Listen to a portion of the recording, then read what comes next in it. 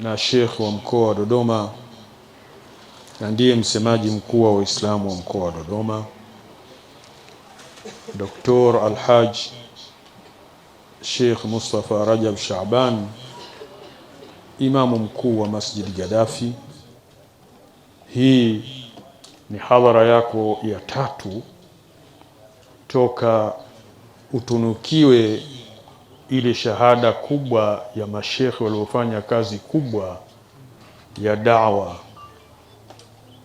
Ulipata kutunukiwa shahada ya Afrika Mashariki, tunzo. Sheikh wa mkoa wa Dodoma alitunukiwa tunzo ambayo waliopewa ni mufti wa Kenya. Aliyepewa tunzo hiyo pia ni mufti wa Tanzania, Dr. Sheikh Abubakar Zuberi bin Ali, na tunzo hiyo akapewa Alhaji Dr. Sheikh Mustafa Rajab Shaabani, Sheikh wa mkoa wa Dodoma. Sallu ala Rasul Muhammad, ikionyesha mchango wao mkubwa waliotoa katika da'wa kuutumikia Uislamu na Waislamu. Na yasema haya ili tufahamu Dodoma tumepata heshima kubwa. Tunzo hii kwa shekhe ni heshima ya Waislamu wote wa mkoa wa Dodoma na ni heshima yetu sisi katika mkoa huu wa Dodoma. Tanzania ina mikoa mingi, lakini kupata heshima hii ya mkoa wa Dodoma ni jambo la kumshukuru sana Mwenyezi Mungu na kuona si tu ni heshima kwa shekhe wa mkoa wa Dodoma, bali ni heshima kwa Waislamu wote wa mkoa wa Dodoma, na ndiyo maana tunaisema kila tunapokuwa. Hivi sasa, bila ya kuupoteza wakati wenu mkubwa, nimuombe shekhe wa mkoa wa Dodoma Alhaji Dr. Sheikh Mustafa Rajab Shaaban uzungumze katika dua hii ambayo inafanyika kwa ndugu zako nyumbani kwenu, na hii ni shughuli yako, ni shughuli ya nyumbani kwenu, ni shughuli ya familia yako, na wewe miongoni mwa familia hii. Fatafadhali weze kusimama na wa rahmatullahi wa barakatuh. Alhamdulillah wa thanau lillah thumma salatu wassalamu ala rasulillah Muhammad ibn Abdullah alqaim lihuquqillah ma laqat illa wa farraja Allah, amma ba'd. Mheshimiwa msemaji wetu katika ofisi yetu, ndugu yetu ambaye umeombewa dua uzeeke na uzuri wako, Sheikh Ahmad Said Basef, lakini usisahau huyu ni Mwarabu, kabakia peke yake hapa Dodoma. Mwarabu wa sehemu mbili, Bagamoyo na Kondoa.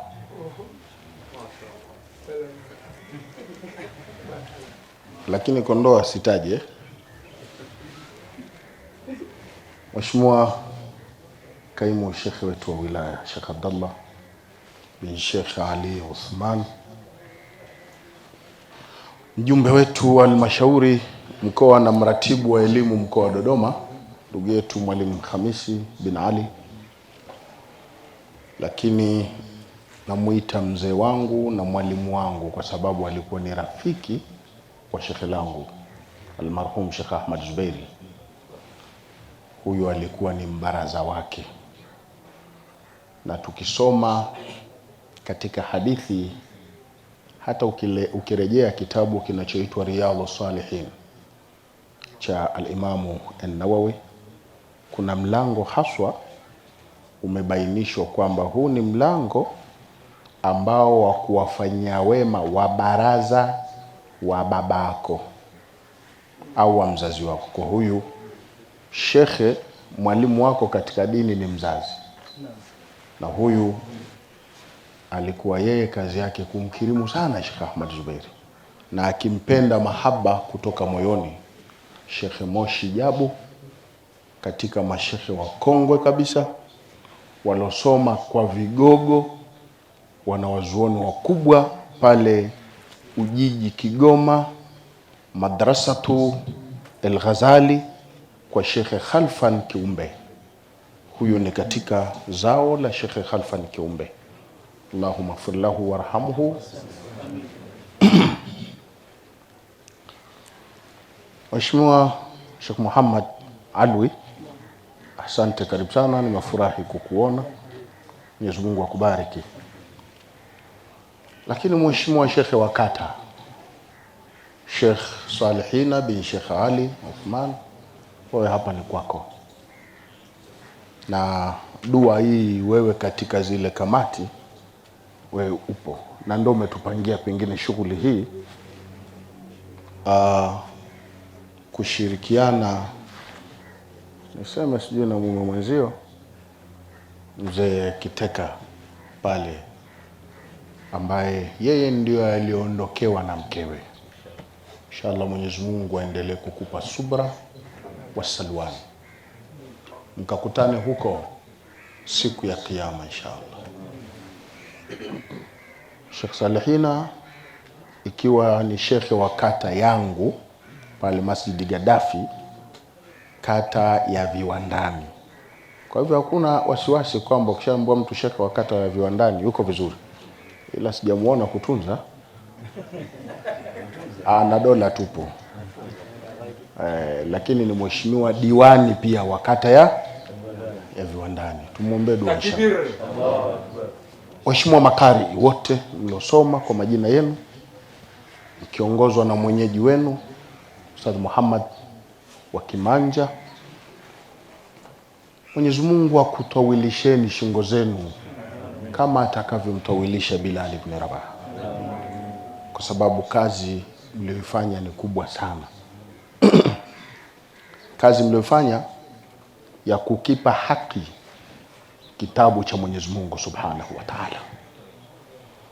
Lau kama si amri ya kuambiwa niseme, ningesema hakuna haja ya kusema, tutie fatha. Kama mpunga hujaliwa, watu wale mpunga ondoke, kwa sababu athlajtum qulubana wa nawartum dunya kulla, kwa namna mlivyosimamia makamat na kila kitu. Vimesomwa visomo kwa haki ya kusomwa, kwa ahkami na makharij alhuruf. Walillahi alhamdu, namshukuru Mwenyezi Mungu kwa kuwa hata takhasusu yangu ya lisans degree nchini Tripoli Libya, nimetakhassas katika shubatul Qur'ani al-Karimi wa ulumihi. Sallu ala rasuli Muhammad. Kwa hiyo yote yanayofungamana na Qur'ani na lolote ambalo liko ndani ya Qur'ani nimelidonyoa, nisiseme najua yote. Wa fawqa dhi kulli ilmin alim. Hivyo viraa vilivyokuwa vikisomwa, moja katika niliochukua ni ilmu al-qiraat. Wamepita. Allahu akbar, jazakallahu khair, Mungu akulipe kila la khair. Kumesomwa viraa viwili, Hafsun na Asim, lakini kumesomwa Kalun. Sallallahu alaihi wasallam. Asante. Kumbe shekhe wa kata alikuwa ansubiri mimi, wengine kawakatakata. Tumeona kama ingesomwa Warshi tungesema liman yakhshi, lakini imesomwa Kalun. Nimesahau zile aya alizozisoma msomaji. Njoo bwana. Naam. Unitajie zile aya kidogo. Makana Muhammadin aba ahadin min rijalikum. Walakin Rasulullah wa khataman nabiyyin. Ukasema wa khatami. Hii ni Kalun. Sasa wengine wasije kusema kakosea vipi? Umesikia watoto wetu? Kwa maana kaamua yeye, waliopita wenzake yeye aende vingine, na vyote hivi raa hivi kapokea Mtume Muhammad na vimethibiti.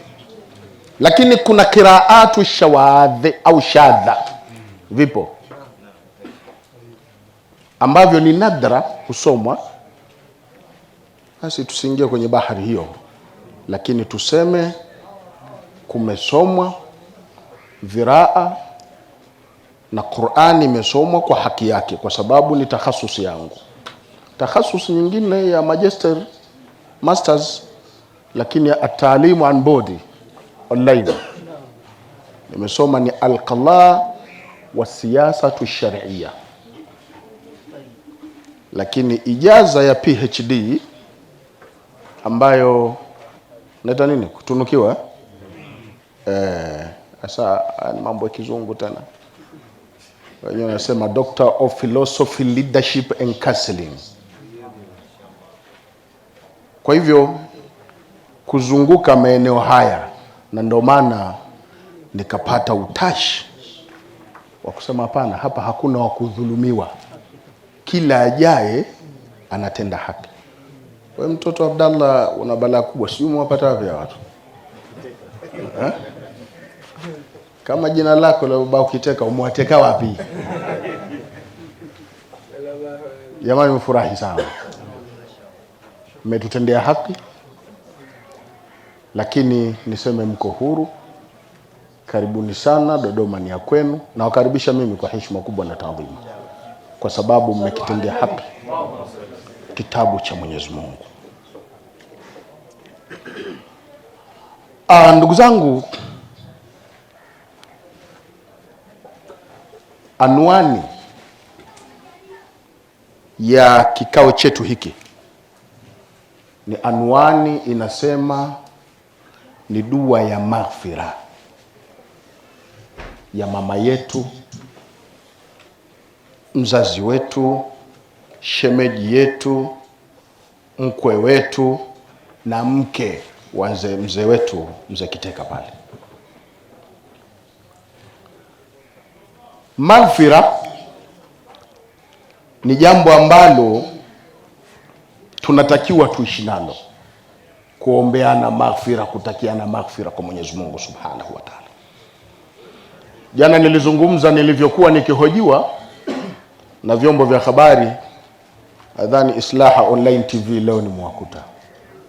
Kaambia ni amri ya Mwenyezi Mungu, asema istaghfiru rabbakum innahu kana yursilis samaa alaykum wa yumdidukum bi amwali wa banin wa yaj'al lakum jannatin wa yaj'al lakum anhar ma lakum la tarjuna lillahi wa qad khalaqakum. Hii ni amri ya Mwenyezi Mungu. Lakini maghfira ni amri ya Mtume Muhammad. Mtume ulikuwa huu ni utaratibu wake alioweka, kuwatakia maghfira wanaokufa,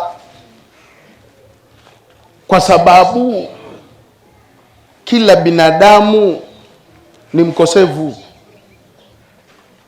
Kullu ibn adam wa khairul khata'in,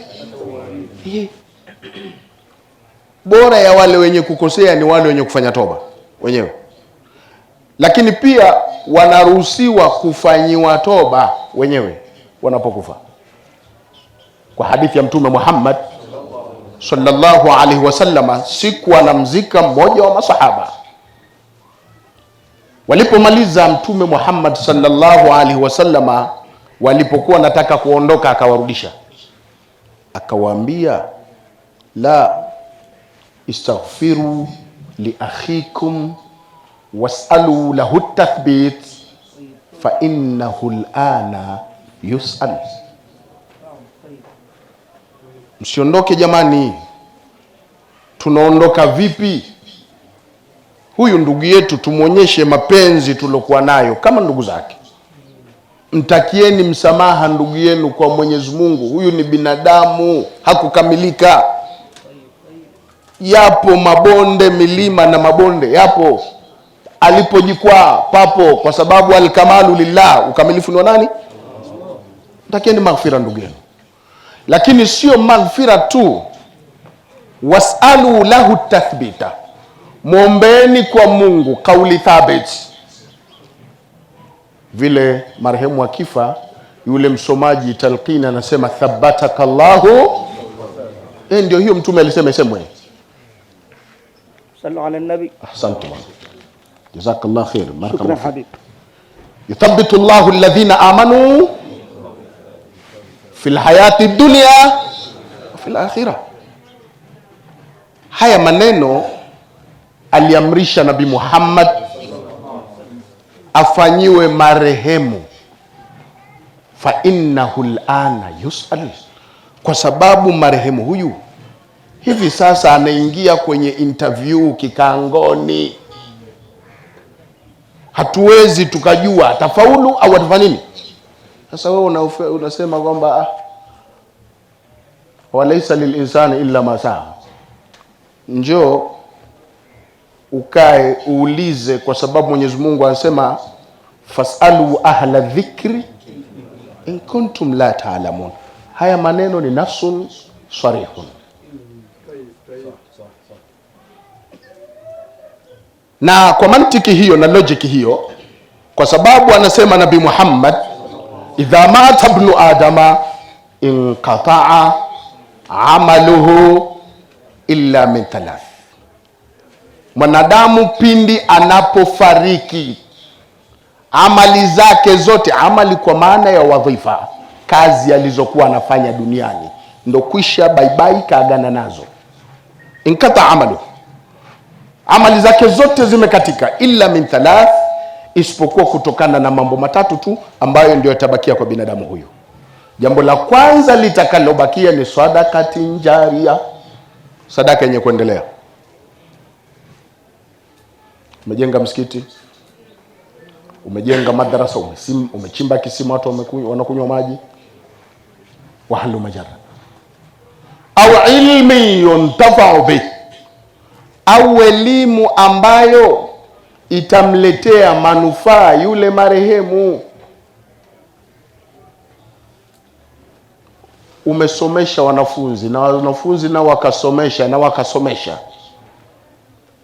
kila wanavyosomesha na kila ulichokisomesha kikasomeshwa, basi hizi thawabu zinamfikia marehemu kaburini. Nikatoa alhasili, tumeona mashekhe zetu wakubwa, na Sheikh Ahmad Sumait, kina Sheikh Muhammad bin Sheikh Ayub Al-Kamadhi, kina Sheikh Ayub bin Khamis babake Sheikh Muhammad, kina Sheikh Suleiman Mbwana Zahra pale, kina Sheikh Shabani Hariri Mawa, kina Sheikh Nyamisi Sheikh Muhammad, mtu na mdogo wake shakufa, lakini angalieni zile madarisi zinavyoendelea. Kina Sheikh Nuruddin bin Hussein Ashadhili na kina Sheikh Muharrami Juma Doga, kina Sheikh Suleiman Kilemile, kina Sheikh Ahmad Zubair Ahmad, ambapo mimi niliosimama ni miongoni mwa wanafunzi wake. Mashekh mamufti, Sheikh Hamid bin Juma bin Hamidi, Sheikh Ali Al-Buhuri, Sheikh Hamisi Khalfani, Sheikh Suleiman Amrani Kilemile. Basi mashekhe wengi hawa, credit za thawabu kule walipo zinawafikia, kwa sababu ya kazi walioifanya, na wameondoka, kazi zao za duniani zote zimefilisika, isipokuwa zimebakia amali au ilmin au waladin salihin yad'u la. Hapa nataka ndo tusimama tupaelewe. Au mtoto aliyekuwa mwema, marehemu kamuacha, yule mtoto akikaa anamkumbuka marehemu babake au mamake, huchukua ubani akasema Allahumma ighfir lahu warhamhu, au Allahumma ighfir laha warhamha, kama alivyo kijana wetu Abdallah hapa, kushirikiana na mzazi wake babake. Yeye Abdallah ndio sababu hata sisi kukusanyika hapa. Sidhani mzee Kiteka kama vijana unajua. Watoto wadogo tunajua wapi bwana? Wenzako hapo kabisa. Tuwazima labda kina Sheikh Ahmad, kina Sheikh Jabu. Kwa hiyo kulitengeneza jambo la kumfanyia maghfira mama yake mzazi, ndio mtoto mwema anaokusudiwa. Lakini hapa kuna mafhumu mukhalafa na sio mafhumu muwafaka yanayoletwa na wale ambao hawajaelewa maandiko haya na falsafa ya Mtume Muhammad. Wanasema si mtoto, nyinyi mwafuata nini? Kwenda kula pilau tu la bure, mnawatia watu hasara. Aliambiwa ni mtoto, kwani hawezi akakaa mwenyewe tu akamfanyia dua mama yake? Tawajibu kwa hadithi nyingine ya Mtume Muhammad. Asema Mtume, al-abau thalatha, wazazi mababa wako wa gredi 3. Al-abu alladhi anjabak, kuna baba original, baba aliyekuzaa. Yule Abdallah yule na miwani yake, babake yule pale naye kavaa miwani. Sawa? Kwa hiyo huyo ni mtoto original. Sawa? Sababu ni baba aliye mzaa. Na hapa kuna baba mwingine, kwa akili ya haraka haraka usifikirie baba mchepuko. Al-abu alladhi rabbaka, baba aliyekulea, au allamaka, aliyekufundisha. Hapa anaingia shekhe wako. Mwanafunzi unaweza ukaandaa dua kwa ajili ya kumrehemu shekhe wako na mashekhe wa shekhe wako. Sijui tunaelewana vizuri. Sasa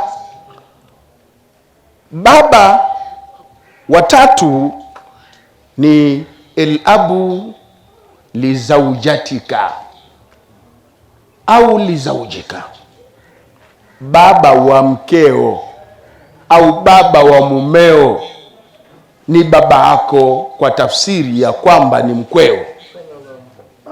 Sallu ala nabi.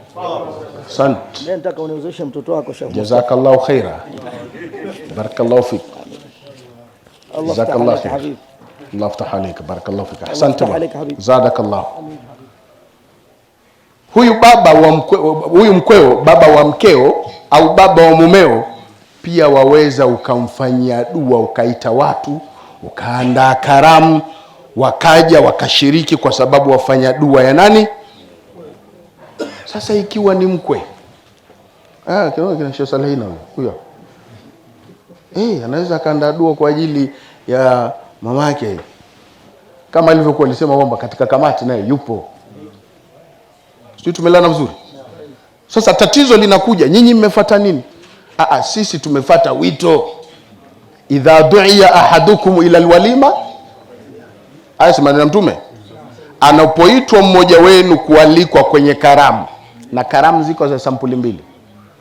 Kuna karamu ya harusi, kuna karamu ya furaha, na kuna karamu ya huzuni. Saliwe bwana Mtume. Kwa hiyo hizi zote ni karamu kwa mafundisho ya Nabii Muhammad. Ndugu Muislamu, unatakiwa unapoalikwa kwenye karamu ufike, uitikie wito, kataa maneno. Hata Waswahili wanasema itikia wito, ni maneno ya Mtume Muhammad. Sasa unatukataza sisi tusiitikie wito, wakati Mtume akatuambia tuitikie wito. Alafu wenyewe wameandaa sadaka kwamba watakaokuja tuwakirimu. Wewe unasema kwamba haifai. Mbona watufundisha uchoyo? Na kati Mtume ni mkarimu, na katufundisha nini? Man kana yu'minu billahi wal yawmil akhir. Wageni umetoka Zanzibar, umetoka Dar es Salaam, kisha waje tu afuondoke na njaa. Haya ndugu yangu, acha uchoyo wewe. Hiyo ni roho mbaya. Aswaliwe bwana Mtume Muhammad. Asante. Jazakallah khair. Hiyo itakuwa ni roho mbaya.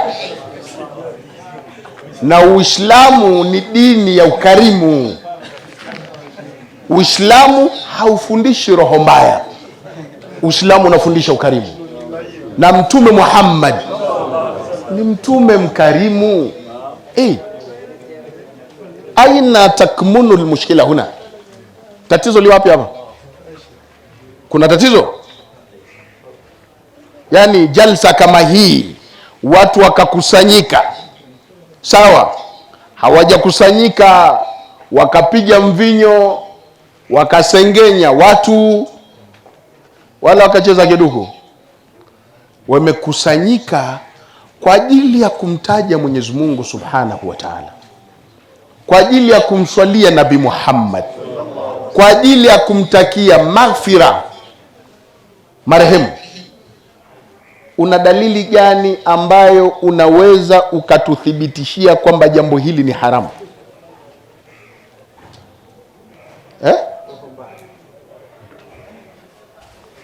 Au kwamba Mtume akufanya atarku la yani at-tahrim, sio? Watu usulul fiqh wasema kule kuacha kutofanywa na Mtume haimaanishi ndo haramu. Sisi tunaelewana vizuri. Alafu ukisoma somo moja linaitwa Mustalahul Hadith au Ulumu Sunna, hizi hadithi za Mtume zieleweke, zimegawanyika sehemu kuu tatu.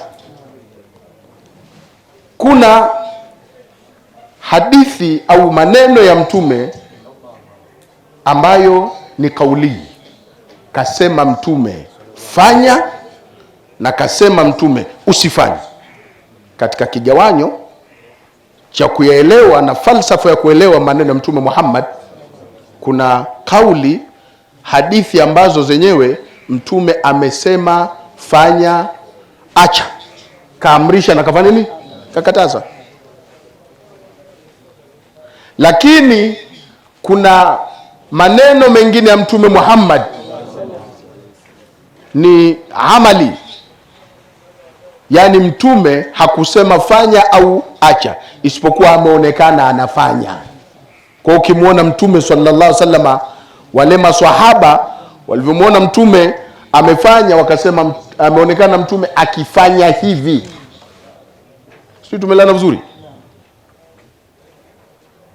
Hii ni amali. Lakini kuna sunna, maneno ya Mtume Muhammad ambayo yenyewe ni takriri, at-takriri. Hakuamrisha wala hakukataza, isipokuwa limefanywa mbele yake. Hakukataza wala kuamrisha. Sasa ukielewa falsafa ya vigawanyo hivi vya maneno ya Mtume, hutopata tabu. Lakini nimalizie tu maneno yangu. Mtume Muhammad sallallahu alaihi wasallam katika hadithi iliyopokewa na Abu Huraira, katika hadithi ya Abu Huraira imepokewa na Imam Muslim,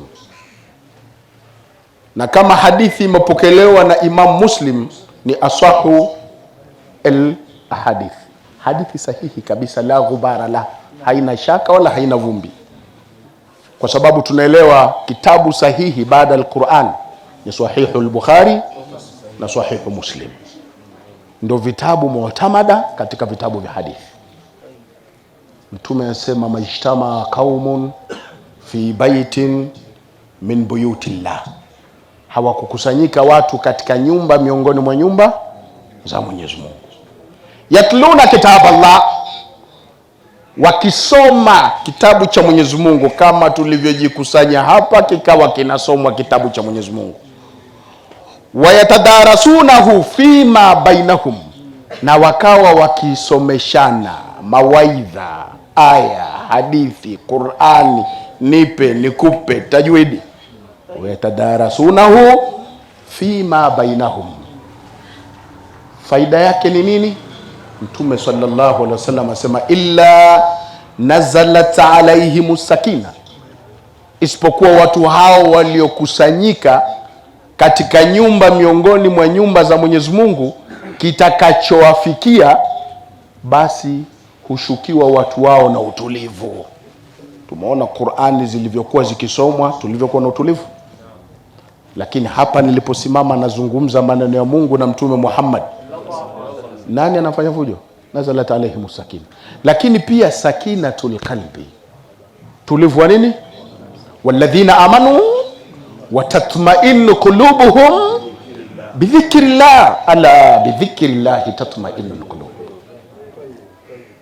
Illa nazalat alaihimus sakina wa ghashiyatuhumur rahma na rehma za Mwenyezi Mungu Subhanahu wa Ta'ala zinawafunika, zinawaenea. Kwa hiyo hatuna shaka vikao kama hivi vina faida, kwa sababu Mwenyezi Mungu yatutizama kwa jicho la nini? La rahma. Faida. Na faida ya tatu, wahafatuhumul malaika, malaika wanaofunika na mbawa zao, kwa sababu wanafurahishwa na kile kinachofanyika ambacho kimeridhiwa na Mwenyezi Mungu na Mtume Muhammad.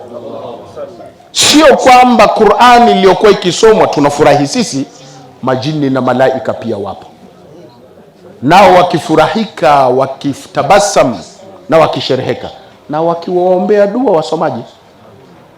Wahafatuhumul malaika.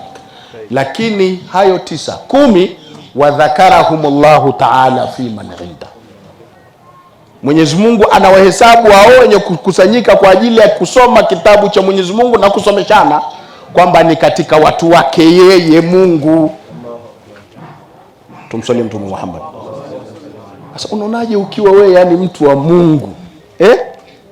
Ala inna awliya Allah, yani rafiki wa kipenzi cha, na Mwenyezi Mungu asema ala inna awliya Allah la khawfun alaihim wala hum yahzanun, wasiwe na hofu na wala wasihuzunike. Nilikuwa namtazama kari hapa wa mwisho, namna alivyokuwa akisoma Qur'ani kwa hamasa, yani kana kwamba yule mchezaji mpira anapofunga goli afu unamuona anavyokimbia na kwenda na ruka sarakasi, wanadandiana, yani anaisoma Qur'ani huku yeye mwenyewe anaisikizia katika moyo wake. Inna Allah yuhibbu idha amila ahadukum amalan an yutqinahu, Mungu apenda mmoja wenu akifanya amali, jambo lolote alifanye, kwa tafsiri hii, kwa ubora wa kiwango. Katufanya vizuri. Sijasema kwamba kafanya yeye vizuri tu, wote wamefanya vizuri, ila yeye kanifurahisha ile miondoko yake, akisikiza ndani ya moyo. Ustadh Muhammad Suleiman, barakallahu fika, inshallah, jazakallahu khairal jaza. Kwa hivyo pengine nimalizie tu, hoja itakuja, shekhe umesema majtama qaumun fi baiti min buyutillah, hapo mlipokuwa kuna msikiti? Una akili wewe, hujaelewa maneno ya Mtume Muhammad. Ju'ilat liyal ardu kulluha masjidan, ju'ilat liyal ardu kulluha masjidan wa tahura. Sallallahu alayhi nabi. Mtume yuwasema nimejaaliwa mimi hizi ardhi zote na Mwenyezi Mungu kuwa ni sehemu ya msikiti. Kwa ardhi yoyote ni nini? Msikiti. Na popote itakapokukuta swala waweza kuswali, huo ni msikiti. Majtama qaumun fi baitin min buyutillah. Mungu akusema fi baitin au fi masjid min masajidi, kasema fi baitin min buyut walaysa baitun bal buyutun fi buyutin adhina Allahu an turfa wa yudhkara fiha. Sallu ala rasuli Muhammad. Mahala popote wakati wowote kutakapofanyika jambo la kheri, hapo ni msikitini. Hatuwezi kuswali hapa. Wassalamu alaikum warahmatullahi wabarakatuh.